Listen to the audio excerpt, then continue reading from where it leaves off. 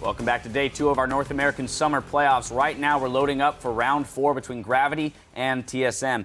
Gentlemen, Gravity on the back foot here. We've mentioned it earlier, the fact that a lot of these players are very new to the best-of-5 environment, or at least not very practiced. So a lot of pressure mounting for these guys. What do they do differently here, knowing that their playoff lives are on the line?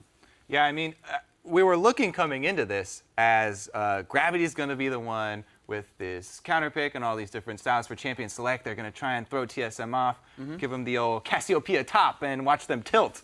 But it's actually that Gravity are the ones having trouble adapting in Champion Select. They're the ones flailing around in the best-of-5 format. They're the ones that aren't adapting to what they're seeing on stage in these games. And so the pressure is on Cop, actually. You know, everybody's been looking at Loco Doco for so long.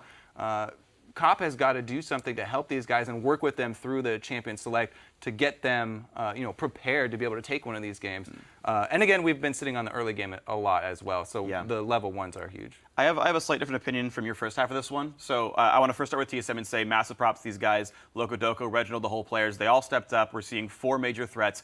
Super awesome to see that. Massive props to TSM. I can't say that enough.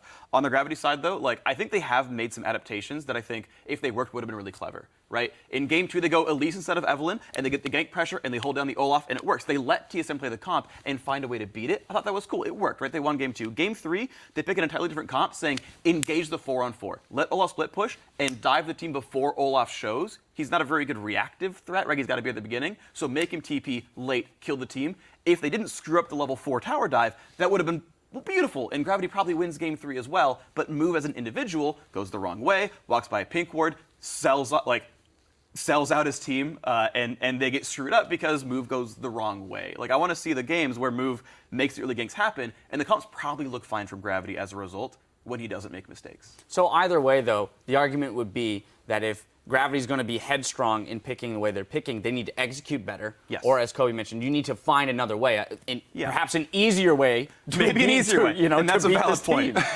Yeah, it makes it, it just makes it very difficult to execute. That's totally fair. That's totally fair. All right, well, there's the man on your screen that might be responsible for the win if they're going to get it. Cop, we'll see what he's got strategy-wise. We're going to throw it over to our casters to get us into Game 4. Thanks, Dash. As always, we're ready to get into Game 4. Let's do it. I'm still here with Chat and Aiden. We're about to get this game going. Cop and Loco Doco, like they were saying, the last final touches for the teams, whatever they can say, and hopefully give them a bit more of their energy. Yeah, just like you did to us. Yeah. I feel infused. It's honestly Gravity's time to adapt again. They need to be able to adjust to what TSM is throwing their way.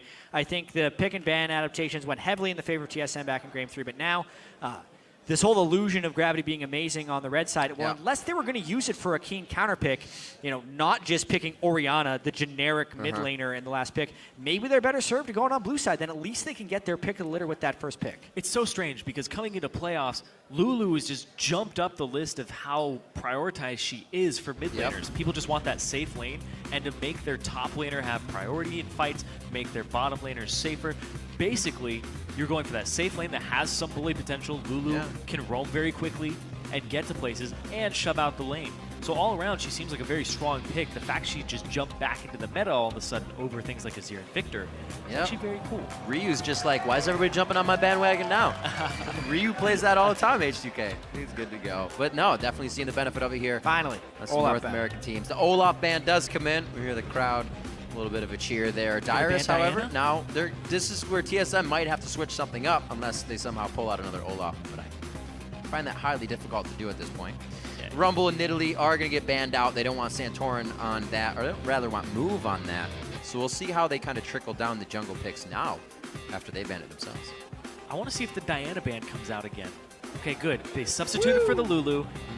What's this Diana all about? Because if you find out in Game 4 that you didn't have to ban Diana in Games 1, 2, and 3, you're really going to kick yourself for that one. Well, finally they are adapting to the series. Lulu and Olaf have been giving them a lot of problems getting rid of both of those things, obviously. Nidalee as well with the Braum ban.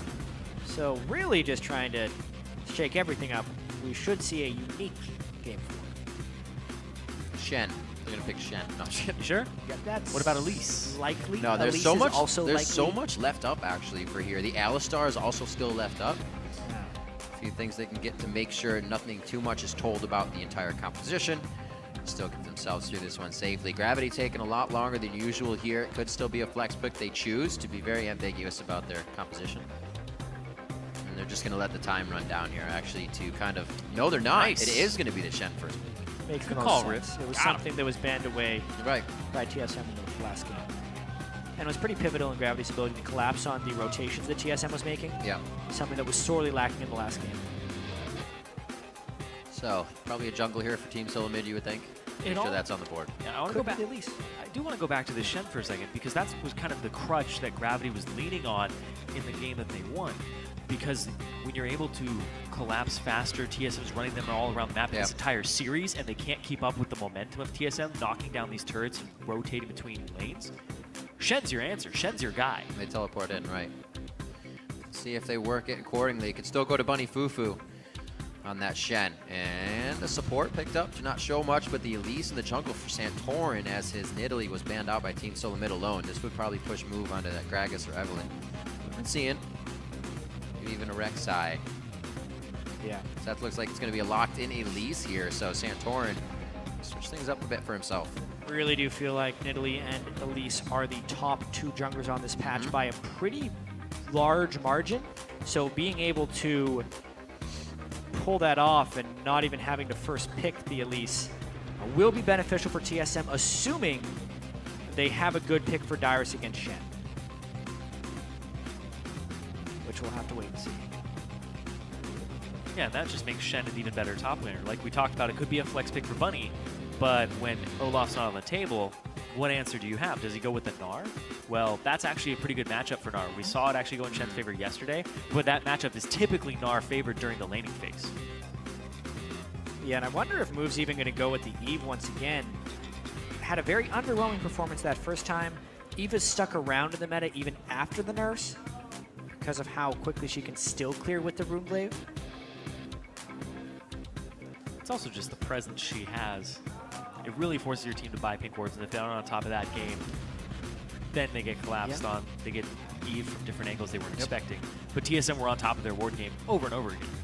Tristana left up once again this game. It is going to be picked up by Gravity. They'll have a bit of an advantage taking down these turrets now. The TSM doesn't have their maybe Jinx and Olaf at low health to start taking down those turret swaps. So a little bit of a change there. Triss back in the game for them. Sivir still open for Team SoloMid. As we were saying before, these guys love having that in the composition. It just makes things so easy for the engage. And if you have the Gnar as well, easy to throw him in there with that speed. Yeah, it's allowing Dyrus to be a split pusher. It's something he's done a lot of. He's actually played Gnar 6 times this split and is 5-1. It's one of his best top lane champions. But it's very much in a split pushing role that he plays that Gnar as well. He's only had 56.8% kill participation in his Gnar games, but won 5 out of 6 because he's really been a strong split pusher, and that's exactly what he needs against the Shen.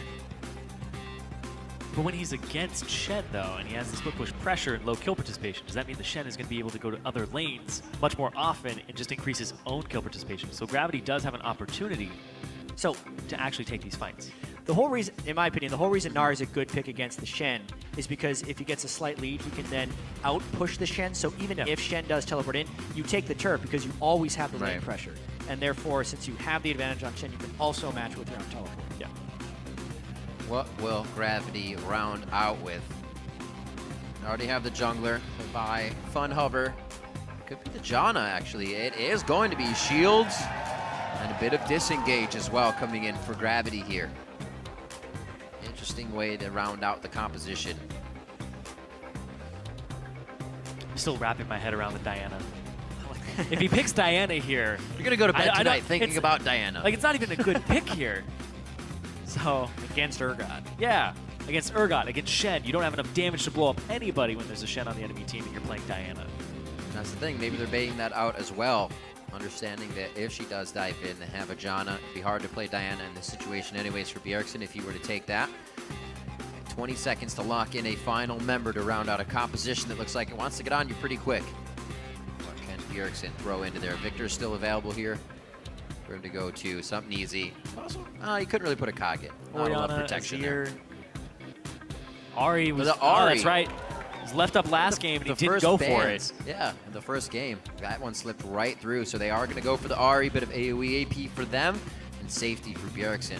I actually see him trying to kill out Keen in the mid lane here. Have to be careful, though. We gotta get more action in that matchup. It's an interesting choice because, I mean, we mentioned how it's not a good time for Diana. Aside from Bjergsen being a very good Ahri, it's still somewhat of an assassin-based pick, and they're still up against double shield and an Urgot, so it's a very tanky lineup they're going to be going up against. Back to what with we a lot saw of during the shielding split potential. more. Same problem. Yeah, it has somewhat of the same problem, so Bjergsen will really have to outperform the expected role to make this work in this team comp.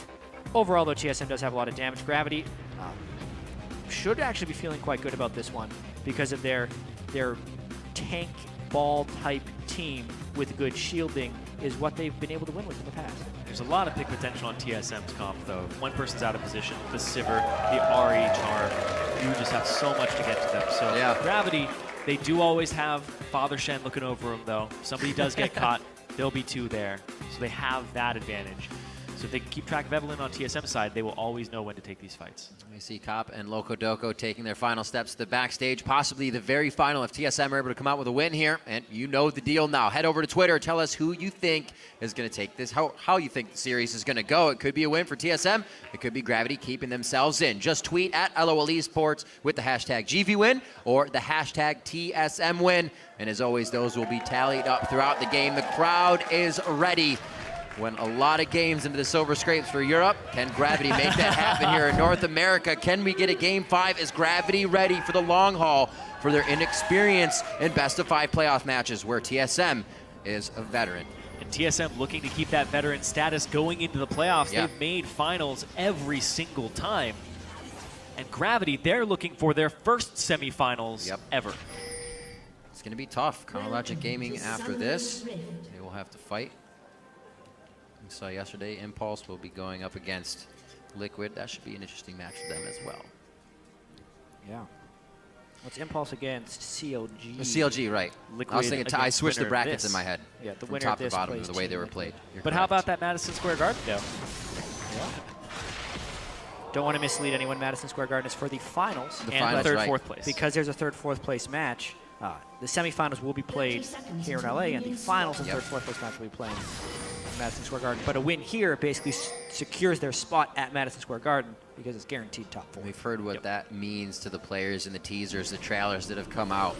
That is a huge spot, a big stepping stone, as Alltech said, to continue moving themselves on. It definitely proves what they've been trying to put out to the fans all season long, and that it's that they can make it, and they have the potential to keep going.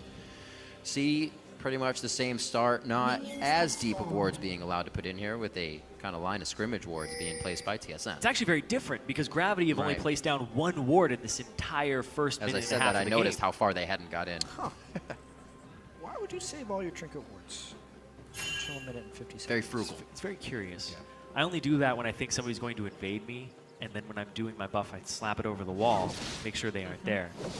But What's hilarious That's is so the one cool. ward actually sees the person that's invading them.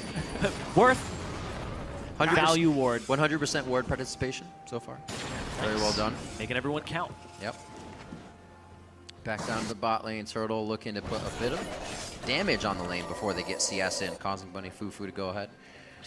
Chug down the Biscuit, and we'll just see Move and Haunter together here until Haunter can get back to the lane by himself. Double jungle on both sides.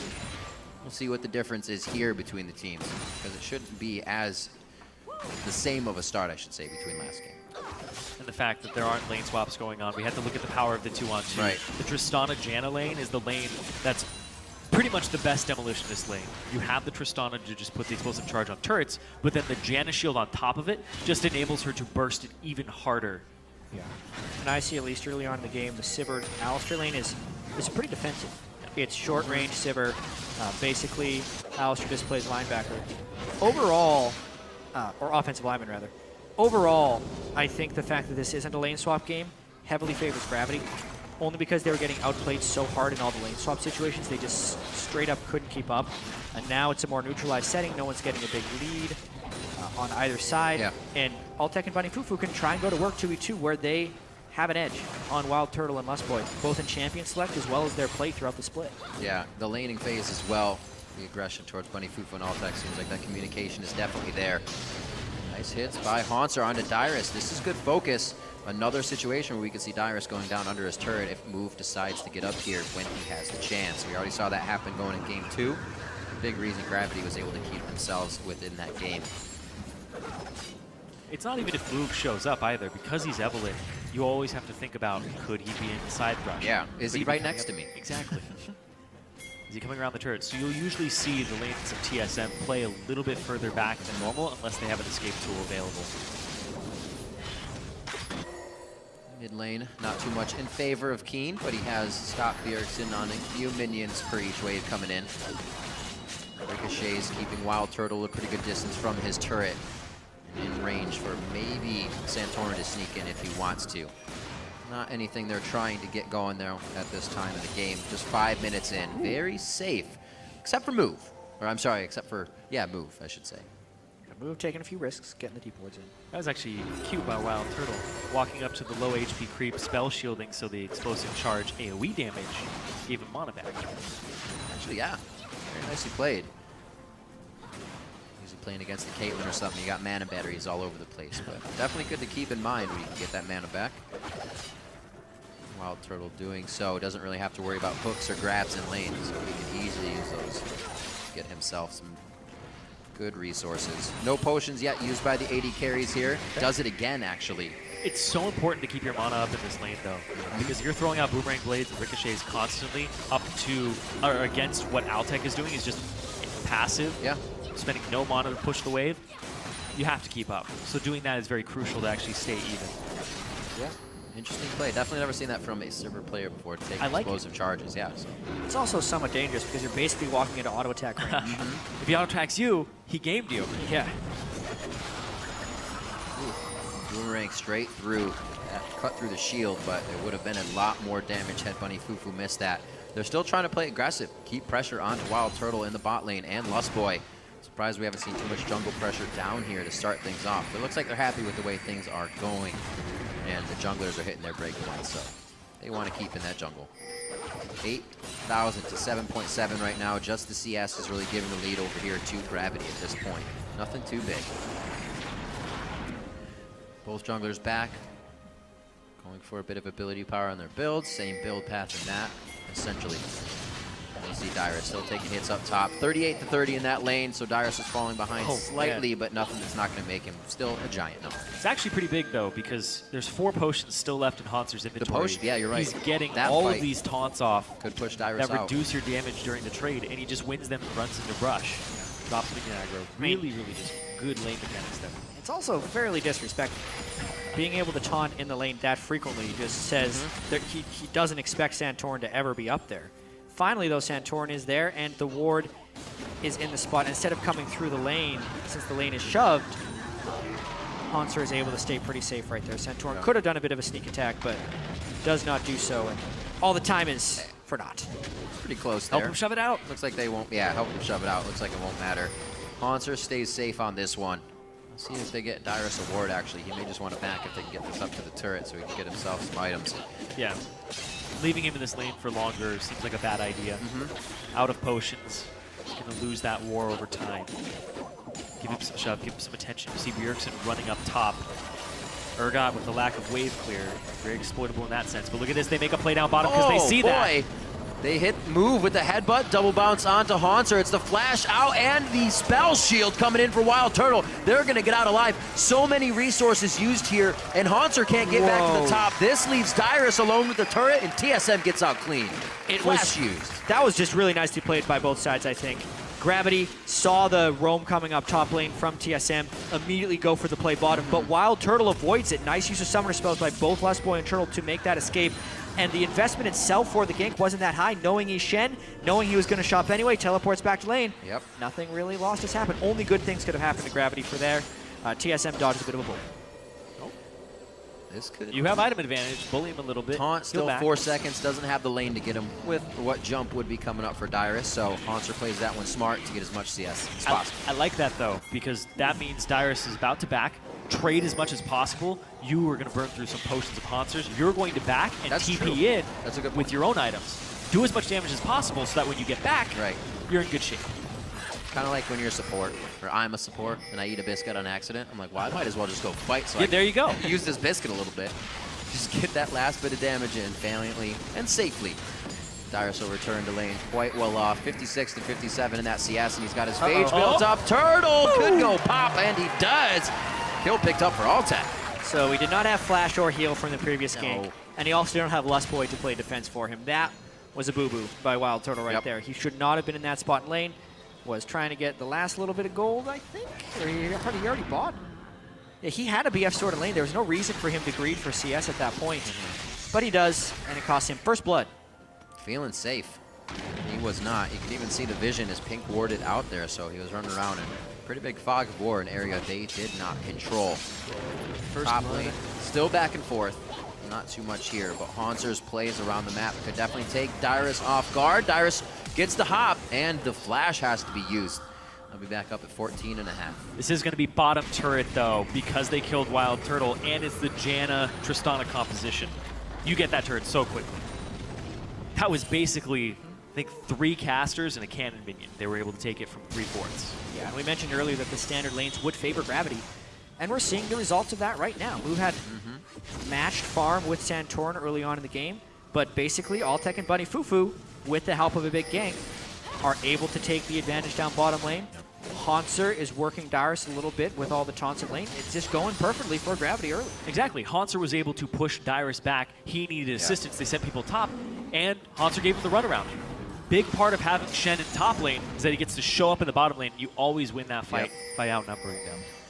Very strong map movement so far from Gravity, using those level 6s as well, just about when they came up, making sure they haven't had an advantage. Dyrus gets back to lane, definitely not in the damage dealing factor of things. However, builds a phage, being more of the tanky guy this time. We do see Santorin instead of Cinderhawk, Runeglaive, actually for both of the junglers this game. Clear speed, something Santorin wants a lot of since he does a lot of farming in the jungle. Also, higher damage. There we go. They put the Janna Trist into the top lane now. Put it where the turret is still up. It's something that they failed to do. Jeez, they're going to get a 2-turret advantage temporarily. It's such a good combo. Yeah. This is where we saw Gravity last time being pushed off the turret because they tried so little. Yeah, it's not only that you're getting bonus AD from the Janna shield. Explosive Charge has more damage multiplicatively based on your AD. So the damage that you get from the Explosive Charge when you're shielded is about 80 more at this rank, and then it just goes up even further. They're going to get how much damage on this next turret as well. Their second tier, just prepping that one down, should be about half HP. You can see Bjergsen pushing Keen out in the mid lane and trying to get a push in as well. Not as much roam from Bjergsen this game, trying to also keep Keen down. Well, Keen hasn't been kept down this series at all. We talk about his variance, and he's being consistent. Well, I suppose, yes, he has not had a big win or a big loss, but a lot of that has been on Bjergsen playing the very neutral mid laners, 2 Lulu and 1 Orianna. So even not going as aggressive, or maybe Keen's not letting him on the Ahri that he finally gets. One thing I noticed this Urgot game, he has picked up the 1 win Gravity has on this series on Urgot. Very true.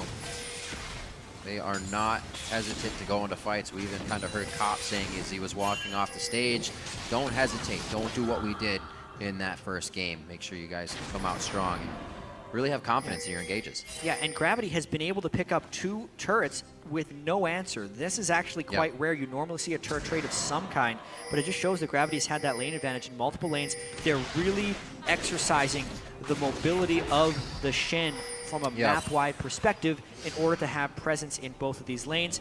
Keen is splitting with Bjergsen, which is exactly what he needs to do, since Bjergsen needs to snowball wildly far ahead for an assassin to work against a tank shield composition. This game is going extremely well for Gravity. And if Keen is able to actually tag Bjergsen again, get him about half HP, force him back, they will probably immediately call Altec and Bunny Fufu to the mid lane, knowing Bjergsen has to back. So if he gets the poke on, that opens opportunity in that exposed turret. That, or it's ready for this dragon. TSM has already set up forward wards for it to make sure they see move coming in from the outside in a spot. But he didn't have camps to clear, so he may be able to make it quite close before they even spot him out. They'll set up some more wards. TSM kind of goal side here to Gravity in their base. See how Altec takes this one. Was that the jump as well coming in? I don't Shed. think Altec's going to be able to do it anymore. He was stopped mid-jump there. Gets himself into the brush to deny some vision. Dyrus does not have much movement towards the team. He looks like he's going to get himself in a good spot now. Yeah, move eventually goes down. Dyrus slams him into the wall, and this is going to be a few more kills coming in for Team SoloMid. They walked that one out, cut off Gravity, and started slaying him. Yeah, unique fight right there. TSM was trying to pull off a flank, and Move had actually been undetected through most of that, I think. So it was a strange initiation. Basically, it came down to the teleport timing of Dyrus. The instant he came in, he turned into Meganar. That's pretty much the ideal scenario you would want. He just crunches Move upside the wall there to pick up the first kill for TSM of the game. And it lets them bounce back a little bit despite their turret disadvantage. It's just so strange that Altec would be pushed up that far. And when they saw Lustboy and Santorin go around the left side into their own jungle. Very curious. And they chose to take that fight afterwards. Altec very well could have jumped back towards the turret and gotten out of there. Yeah. And Move could have ran the other way. He was invisible. Nobody had spotted him. They themselves thought they were going to be able to turn that, I think, because Move was mostly undetected, so they thought they'd Haunts have are coming in element too. of They thought surprise. they had the number advantage. Yeah, but ultimately Bjergsen roamed before Keen as well. Yep. It's another thing that turned that fight. Twice in a row. This time it actually pays off. Bjergsen's able to get there and help, where Keen is just a little short, something we've been seeing for the past 2 games. Yeah. This is what they should have been doing instead of pushing Altec down a long lane. They should have taken it middle and then go towards the dragon back and forth between these 2 objectives until you at least get one of them or both. They're back. Definitely don't lose too much after losing a few of their members, and they're still able to come back stronger and get onto that dragon and maybe start to pressure middle a little bit as well. Top lane's going to have to be taken care of. Wild Turtle is on it. And it looks like we're going to get some defense from TSM in the mid game. See that again. Yeah, Altec has the opportunity here. That's only the explosive charge. they knock him pretty far So back. he still has his jump. so he didn't jump. They burned the Sivir ult up on the top side, so that's why I think Gravity thinks they can win this Wild fight. Turtle's half HP as well, but they catch Move in the brush. Pretty random occurrence there. That you check around, you find the Evelyn. Well, Evelyn had already revealed herself because he'd aggroed Wild Turtle early on. So basically, Move was just trying to hide away from the Ahri. The pathing from the Ahri versus the Urgot allowed Bjergsen to reach there a lot sooner. You should have been called off. Most likely. Hindsight 2020. Yeah. Doesn't mean I can't call it out. All right, so Dyrus, Olaf or not, he's going to go ahead and just build a Black Cleaver again. He's still going to try to carry from this Nara position. Leave Lustboy as the tank, let him do things that tanks do. Yeah, he's got the 40 CS advantage. He's in a position to split push with the kill and assist over Haunter. Especially if you're not kind of expecting that. Obviously, they can see his inventory, but now a Sivered up Gnar flying through the fight, able to just jump over the team and get to that back line. There's also a really well-timed teleport from him. He had Mega Gnar. Yeah. There's a few of them that he has been come up big on with those teleports. Quadra kill of last game to be in the right spot at the right time as TSM was able to get that Dragon Ace. Slowly back and forth. The 2 kills they just got are the only 2 of the game. 2-1 so far. See if Dyrus can keep himself going. He's participated in everything at this point. Sight stones, not on both sides. Double sight stone for TSM here. Gonna start being able to control the map, but that's not gonna stop Move from buying a plethora of wards and setting them out, as you can see. Some good deep wards. Move trying to make sure he keeps his combat effectiveness this game. Maybe an Abyssal Scepter instead of an Aegis early on in this one. Although the Aegis will be just as valuable. They're going to have to probably build it on Bunny Fufu. Or even Haunter. Haunter's built Banner of Command in the past. That would probably serve its purpose. I think you touched on the Rune Glaive as well for Santorin on Elise. Full AP build going to be coming through here for him this game. Just being another threat. It seems like Move identifies that and starts to build some magic resistant Already has that Haunting Guys ready. TSM is ready to get into these fights, it seems, once those last core items are finished up. Just 2 of them, and they're going to be extremely powerful. Bjergsen already passed level 11. They're just waiting on that for a few more members. Actually, not that they even spiked that hard at 11 across their team. And while everything else has been happening, Dyrus has a 50 CS advantage on Haunter, and you're really seeing the power of the Gnar against a split-pushing Shen right now. 2-level advantage plus the Black Cleaver, so he's shredding through the Sunfire Cape armor quite easily and basically just solos out that turret, cutting back the disadvantage that TSM had prior. Also an upgraded trinket. Dyrus is really good at this split push Gnar. He gets the upgraded trinket, gets the deep wards on the side that he's going to be split pushing, and then just bullies the guy who they send for him, generally staying pretty safe as well. We'll see if he can continue to execute this properly while staying safe. Yeah, he has so much ward coverage in that jungle that's placed down for him, and he has trinkets still in the bank. He's going to be safe for a while. Not if they much send two they people to can deal with do him. against Dyrus, and that's not something we're always saying. A very different team SoloMid here in the playoffs, and they said it would be. That is what Bjergsen stated in the trailers. That's what Loco Doco said when I interviewed him earlier today, is that things are going to change. We may lose one game to something tricky. So far, so good for that.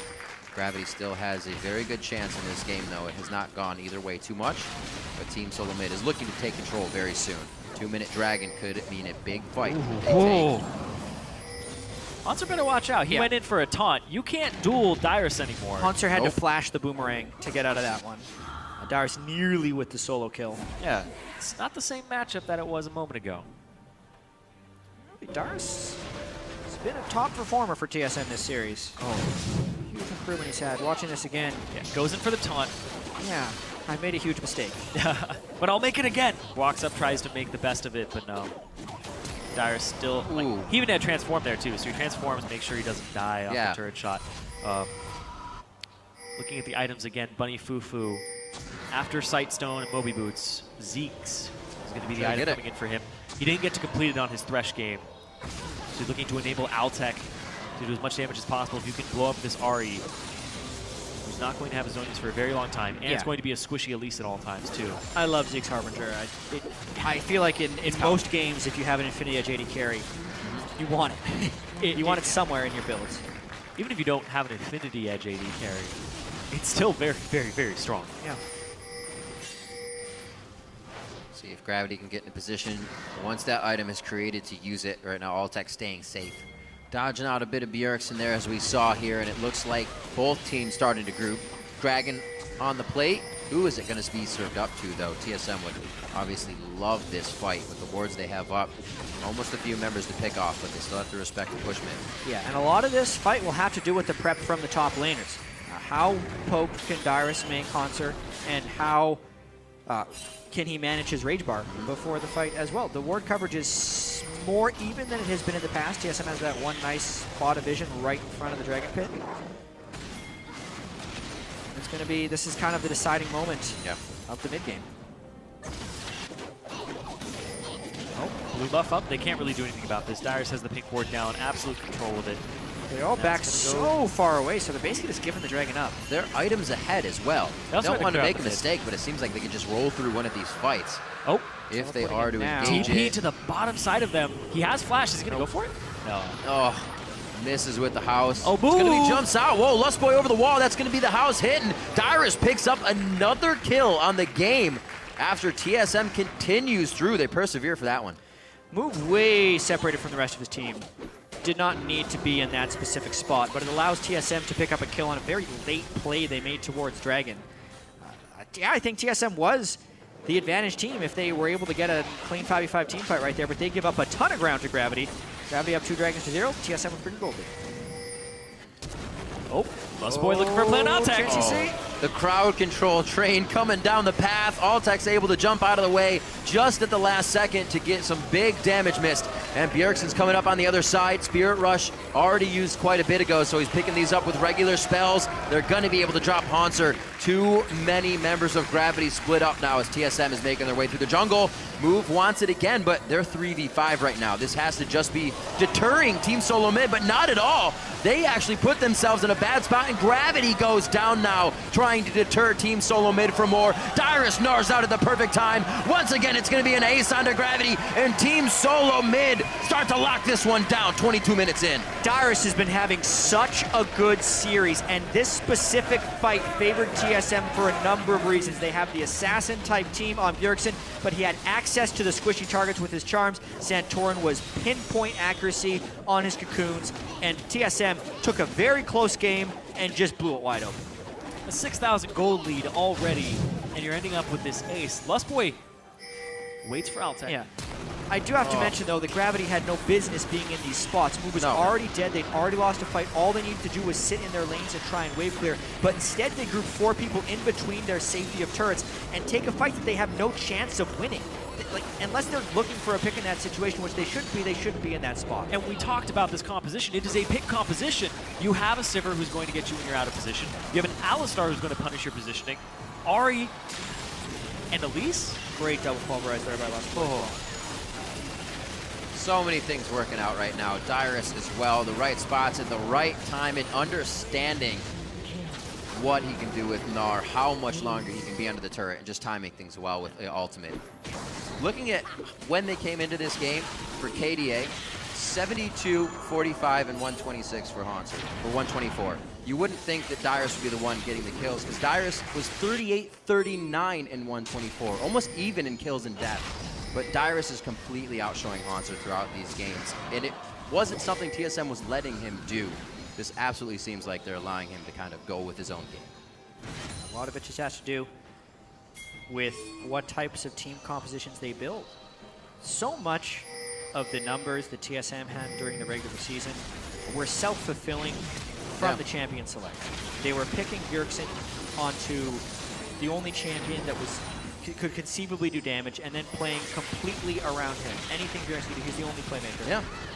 And therefore, everyone else's damage numbers on TSM look pathetic, because they were, since no one else on TSM was doing damage. And now they're picking more well-rounded team compositions. Dyrus also getting a lot of gank assistance, and now they're just picking up everyone. And look, Bjergsen only comes in at the end of that play. That was a play created by people who were not Bjergsen, and it's ultimately what any team needs to do to succeed, is have multiple threats. You're talking about having multiple threats. Santorin is now being able to play threats in these series. He was always on the Gragas, the Rek'Sai. 14 out of his 18 games, he was playing those 2 champions. Now we're seeing him on Italy, we're seeing him on Elise, we're seeing him on these S-tier champions that deal a lot of magic damage, which in turn actually enables Dyrus and Wild Turtle, because if they're playing these physical damage champions, they aren't being counter-built. Nice little counter push by Gravity, I have to mention, though. Once the Baron goes down, using Triss to definitely demolish those turrets very quickly. Doing their best to try and make it to the next one, but the Baron-empowered recalls give TSM a bit of an edge. Oh, he exited back. Wild Turtle staying for the turret. Quick choice from him. Who will back on the side of Gravity? It doesn't look like anybody's taken to it yet, but Move is just on the side. I think he'll probably show himself to push Turtle off. He's not actually seen. The taunt from Hanser is going to have to cool down on this one now. And they may actually be able to get him in range. Turtle's wards keeping him quite safe. TSM could make a lot of moves here. I don't think they're going to be able to, though, as it's just wave cleanup. They're not going to be able to push anything in their favor. Yeah, Hanser not that strong. Not that strong at all. Very behind this game. The first pick shed getting counter-picked by TSM. So there's that Zeke's. It is finished. Up onto Bunny Fufu. Let's see if it's coming to play for these guys once they get into those fights. More unlikely now, they're down 8,000 gold. Also, the full physical team by Gravity, they got away with it before. Yeah, putting all their eggs in one basket seems to hurt this time. The magic damage from Evelynn is also decent, but I don't think it's the same level that they're able to provide with the Elise. With the Baron buff. Without a care in the world, Dyrus just toying with the front line and back line of Gravity right now. Able to do whatever he wants with where he has put himself in this game. 4-0-3, 7 out of the 9 kills he's participated in. It looks like they're setting up for one more. Lustboy got it. He's trying to rinse and repeat from the same location. Does not look like Gravity even wants to leave their base now. Rightfully so. Yep. You talked about how last time their double AD composition worked out, Jat. Well, they fell behind this game, and a Baron's already gone over to TSM. Basically all the elements that counter it. Yeah. Limited fallback pattern for them with such low wave clear. Against a heavy wave clear team for TSM. Easily rolling into the base with this Baron. And it was a lot different when TSM stole the Baron last time as well. Oh, they weren't pushing the inhibitors just yet. Gravity still had some space and breathing room to work with, but not this time. Move. Every time he's in the eyes of Team SoloMid, he has gone down. We talked about it from game 1, that he made a few ill movements and went down as well. He just hasn't been positioned correctly with the team so far, and it's definitely costing Gravity. It was something near the end of the split, too, that we saw move going on these champions by Evelyn not having great games, and he's just having another poor game when they need him most. Well, it makes it hard against Shellbearer's right, playoff Dyrus.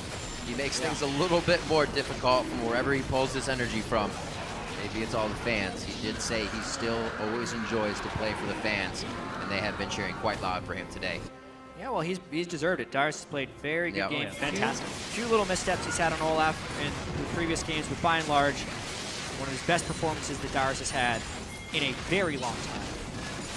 The most experienced member in the North American LCS, still right at the top of his game. Interesting to see that confidence come out of his that champion as well. And he was the guy that Dyrus. after MSI realized top lane needs more priority on it. Top lane needs to have more resources put into it. He started grinding solo queue extraordinarily hard, climbing the ladder. I think he's in the top 10 right now. But, not that, he's caught right now, but he's still going to be fine. He just has so much. So much gold. There it is, the Kansas City Shuffle. He should be all right. No! He's like against the ropes! It's another punch! 1-2! He gnars out! They're gonna throw in the towel, but no! Dyrus stays alive! No towel to be thrown! 2 kills already! Ultek and Haunter is down. Bunny Fufu quickly follows, and Dyrus squeezes tight. He's still alive. Oh, an unfortunate pause, our first of the series, right at the moment where he gets the huge win. We'll find out what this is about. Or will we? Or will we? They're unpausing right now. It's unpaused. Or will we? All right. Or will we, John? Needed a back moment into the game. Everything got quiet. moment to breathe. Everything's okay. Playing again. Going We're for it. in. Looks like TSM. We're back in the game. They might be ending That the should game. be the game after that. Dyrus with a bait right there. Huge tankiness. Gets the Meganar, slams him against the wall. Everyone in Gravity goes in. This should be TSM. Moving on to the semifinals. Move back. They may have considered did a pause or a check of anything wouldn't help the game. It's going to be ended. Team SoloMid running down the tracks. Dyrus, the front of the train throughout the playoffs. And Team SoloMid are going to take down Gravity 3-1 in the quarterfinals. And TSM really powered up towards the end of that series. The first 2 games were quite close, looked sloppy from both sides. But these last 2 games from TSM were very clean. They adapted within the middle of the series, they used their experience, and Dyrus had a spectacular performance. Every single game in this series, Dyrus was at the head of the charge for TSM. Wow. They enabled him, they gave him turret gold, they gave him kills, and they gave him TP priority in the top lane to the point that he was something you can't ignore in the top lane. So it was an accidental pause coming in, which was why the pause was instantly released as well. Still, we see the game going to Team SoloMid regardless of the outcome of that pause, and they would have changed something. What a game coming in from Team SoloMid. They said it would be a slightly different team, and we see how that was. Bjergsen back to Bjergsen on utility, mostly safety of the Lulu. The Orianna as well has been played, but Dyrus on carry. Dyrus on a threat back in the playoffs, just like he was previously last season. And this shows depth of strategy for TSM, something that they have actually been criticized for, that they lack. Yep. And now moving forward to play Team Liquid in the semifinals. Yep. And locked in their spot at MSG. There we go. Yeah, Madison Square Garden. And throughout the regular season, they were so heavily reliant on Bjergsen, such to the point that as far as damage dealt, percentage of teams damage dealt to champions, Bjergsen was the highest in the history of the LCS, over 40%. In games 3 and 4, he wasn't the highest damage dealer on his team. Game 3, Wild Turtle did more damage with Jinx, and this game, Dyrus did the most damage on Gnar. So it's actually the rest of the team stepping up that makes Bjergsen's performance actually matter, and it makes TSM win, because they hadn't been winning with just Bjergsen. Yeah, and I think I've been saying it the entire weekend that the game is slowly moving away from mid laners just killing each other. It's all about top lane priority, what your jungler is doing, and how that enables the rest of the map. And he's buying into that. He's buying into the strategy of I help other people, and then they pay me back later. That return on investment seems He's to be becoming helping. a resource for everybody else instead of putting resources into him. And even when challenged, though, Bjergsen was challenged in the beginning, and he did get that 2v1 for himself. A little bit of help there, a Bushwhacker, a heal from Santorin in the situation, but his Lulu still came up big when it was challenged in the mid lane, even though there wasn't much pressure there. So everybody really coming out strong. Turtle played very well in his positioning. That's been criticized a lot as well by the community and by the team itself of Team SoloMid, TSM. So everybody really stepping up here for the playoffs, but it's a run that has to keep going.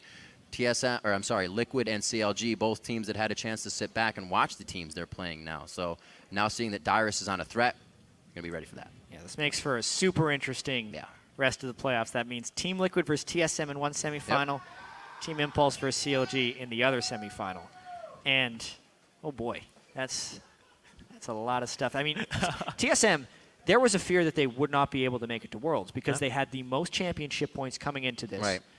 And if they would have finished 5th or 6th, they would have run into danger. Now I think there's only one scenario in which they can't make Worlds. It's tough. Previously, their place, minimum was still 110 points that they would get. That minimum just went up. Finish 4th, and Liquid finishes 2nd. Yep.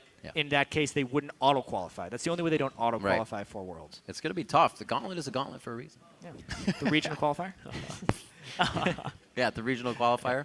But what a game as well. 3-1. Loco said they would lose one. It would be something that happened in Champions They Select. always say that. They always say that. It just gives them the room to lose one. But like I said, I'm still kicking myself for not asking Loco how the scrims went, because usually it's a turn from good to bad. So were the scrims kind of iffy? Was this Olaf working? What was the Diana about? Was that something that was in there? I know I just put that in your brain. Thank I'm you. sorry. Thank you. We'll figure out about the Still Diana. blowing my mind. We'll figure out about the Diana eventually. Overall, though, it was TSM just adapting within the series. Gravity They really not did. able to Something make the that's best been of 5 criticized. adjustments. And it wasn't the one win-win-win. It was a loss in the middle there. Right. A little different for All right, TSM. we're going to throw it down to Kobe, who is Rift side with TSM's veteran top laner. Thank you, Riv. I am here with Dyrus after their win. Congratulations, Dyrus. Now, you've been playing League of Legends for a very long time, and you actually started with TSM in New York. With this victory, you've also secured that you guys will head to New York, whether you're playing for 3rd or 1st. What is going through your head heading back to where it all began for you? So it was the beginning of my esports life, I guess, coming from Hawaii and going back to New York. Honestly, like, we've only been to the city like 5 times, even though we lived there, because we lived in Lindenhurst, which was a suburb, and we didn't really do much but stay inside, play League of Legends, stream, and then, do all the stuff, TSM for. Well, you had a couple of back-to-back carry games there on Olaf where you did very well. It's always really strong for a team to have multiple threats, Bjergsen going over to the support role. How has it been with Reggie coming in and coaching you guys? Has he been trying to push you guys more in this direction and get people to branch out, or did it come from within the team? Well, if you had to say if there was any MVP for our team, it would definitely be Reggie, because the moment he stepped in, like, everything Reggie does, like, as a coach, even though, like, he used to be a pro player, co-worker, now he's the boss, and he's a friend at the same time. Like, he's the real MVP in all this. I don't think we'd be able to go 3-1 against Gravity without him. I feel like it would have been a completely different story, and Reggie coming in, changing that dynamic of, like, seeing the obvious things from outside the box and just being really good at coaching, even though he's like, it's not really his job. He's the real MVP. All right, big props there. Now, your next opponent is going to be Team Liquid before you go to New York to decide, what place you guys will be playing for. You had some trash talk for Gravity. What are your thoughts on Team Liquid and your opponent Quas in the top lane moving forward? Just like Hanser, like, Quas is a really nice guy. They're both, like, the best top laners I've ever played against in this region, but it doesn't matter if they beat me in lane because my team will still win anyways. All right, well, TSM looking for Team Liquid next weekend. We are going to send it back to the caster desk real quick here.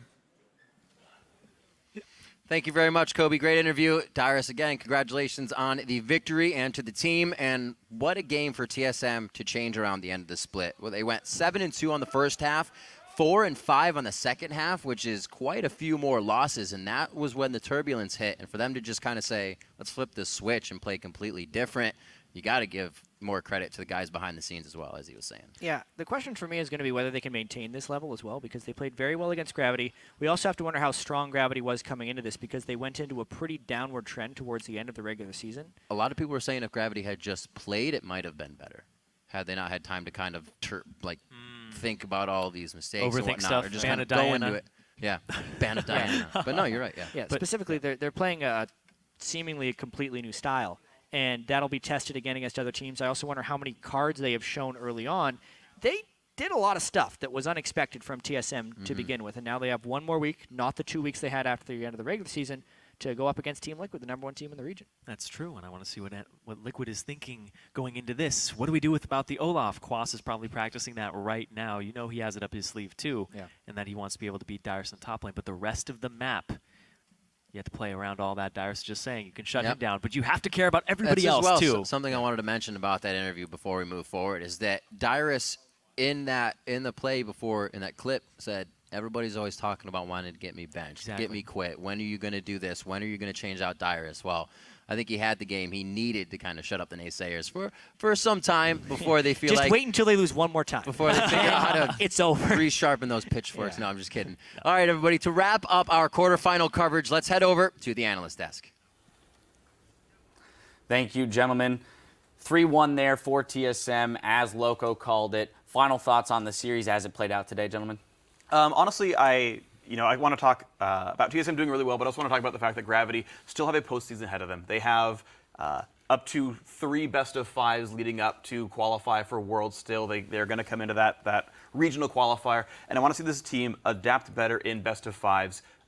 I don't think in any single one of their games did I actually like their bans after Game 1. Olaf ban needed to come sooner. Banning Lulu in Game 4 is weird when they already banned the Olaf. Things like this need to be shored up a little bit. It's a young team. I think they will improve, but they need to get these skills honed. I thought you said you liked their champion select. When I said I did it. I like the champions chosen. I do not like the bans chosen. Okay. So some learning points here for Gravity. It is important to note, as you mentioned, that they are locked into the Gauntlet, and now with this loss, they are locked into the 4th seed, the last seed in the Gauntlet. So they're going to have, as you mentioned, multiple best-of-5s to get through to go to Worlds in order to make it to Worlds. Now, for TSM, Kobe, you just got to talk to Dyrus a little bit. Closing thoughts on how they performed here. As we definitely do agree, I think, that they stepped up coming into this series. Yeah, it's great that they did show that, they have other directions that they can go with if, Bergson gets banned or something like that. But they were definite mistakes still in this series, and they're going up against Team Liquid. Very scary opponent right now. They did take the #1 spot in North America, and this is a TSM team that's used to being in that #1 spot. So to get to play for the North American LCS Finals, they're going to have to go straight through Team Liquid to get there. All right, well, that's going to do it for the series. We had a bunch of great performances, but at the end of the day, Dyrus is going to be the player that claims our Player of the Series honors. Coming into this series, everyone was wondering whether or not TSM could broaden their strategies. Right off the bat, Dyrus jumped in and showed he can carry for his team. He had some great performances on Olaf, securing a quadra kill, and forced Gravity to ban that champion away from him ultimately. And I really love how TSM came into Game 1. They picked Lulu early and they waited to the very end to say, you guys know Dyrus. He's a safe top lane. He's going to play back. This Lulu's for him. Just kidding. Bjergsen's going to make Olaf, the carry here. And it was so beautiful to watch. I really, really, really liked how Dyrus played this series. And that being said, Bjergsen did a great job with the Lulu pick there. So all around. Yeah, Dyrus mentioned it in the interview there. Even if I get beaten lane, he's so confident in the rest of his team's ability to carry. Like to point out, too, the fact that when that Olaf ban came through, his Gnar play, fantastic. Didn't drop a death for the game. And the highest damage in the game. It's been one of his best champions all split long. All right, well, congratulations to him on that. Now we know both of our semifinal matchups, so let's pull up the bracket. TSM have won their way through the quarterfinals and will face our #1 seed, Team Liquid. Also advancing is Team Impulse, who have the honor of battling #2, Counter Logic Gaming. Gentlemen, as we look ahead to next week, make sure to tune in for the conclusion of the European and North American Challengers Series. You can catch the playoff finals on Wednesday, starting in Europe with Mouse Sports taking on Team Dignitas EU. Then in North America, it's Team Coast versus Renegades. The winner of those series will claim a place in the upcoming LCS Spring Split.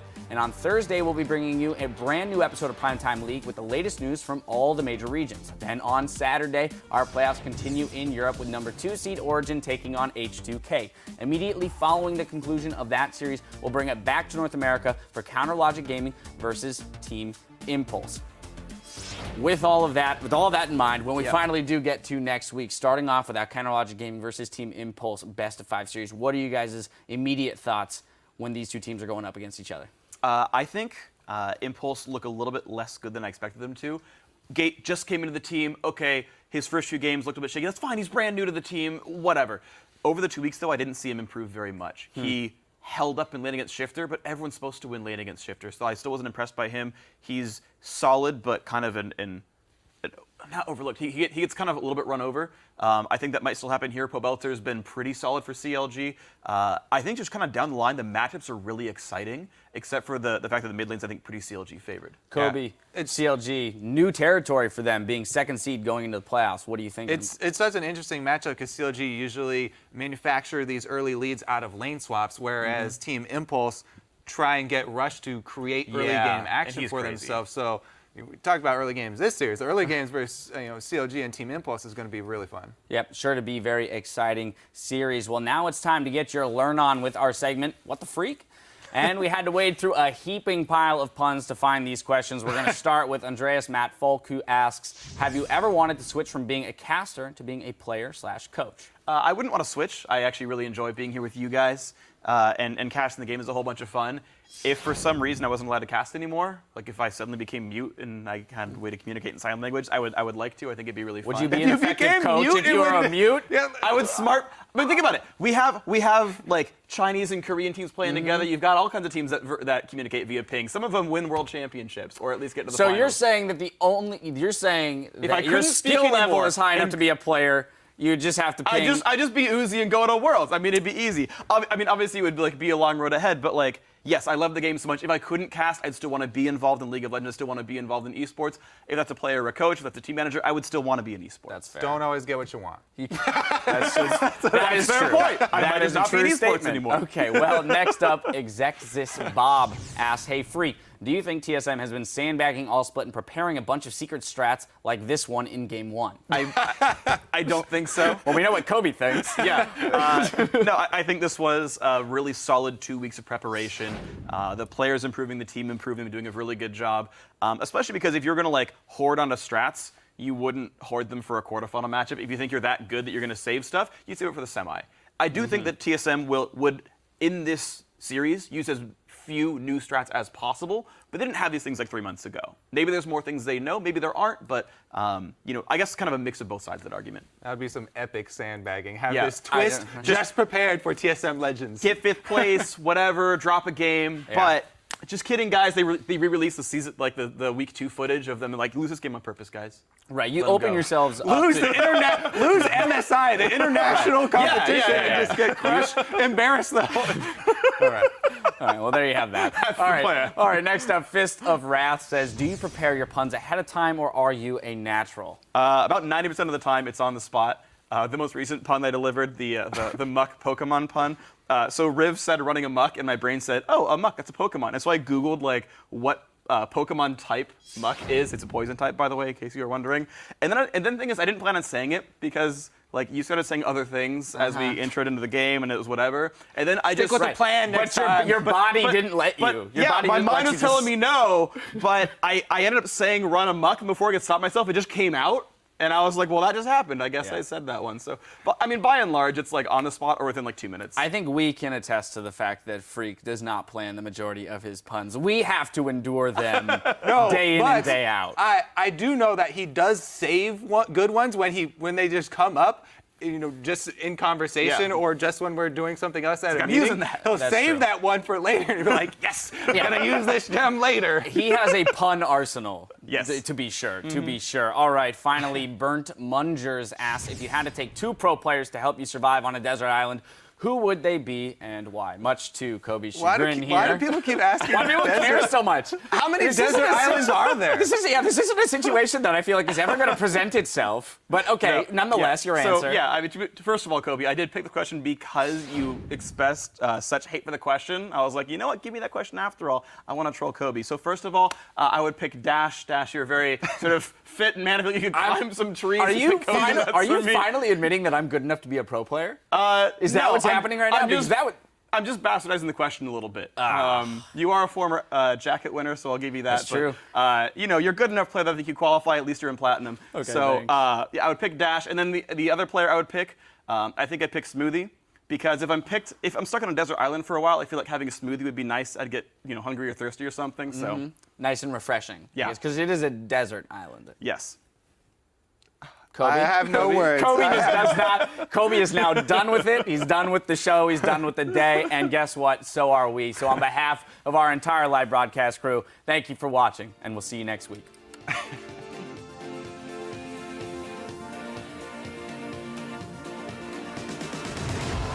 quarterfinal number 2. Gravity versus Team SoloMid. A jump in by Santorin. He goes down immediately. Can't really figure out which target he wants in the beginning. Nice. He knocks back Lust Boy. Very big, but Dyrus is around the wall. He's actually going to use Ragnarok to get himself right out. Everybody dodges the hook. Either one. Pull up. 오리.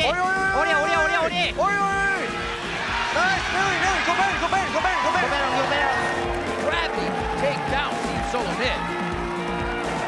Triple kill for Dyrus, looking for the penta. That's going to be a kill for Turtle. It could still be the Quadra. That's a dropping spider. TSM always says they're a different team. The 4-man wombo combo coming in with Money Fufu. TSM put themselves up 1 game and game point.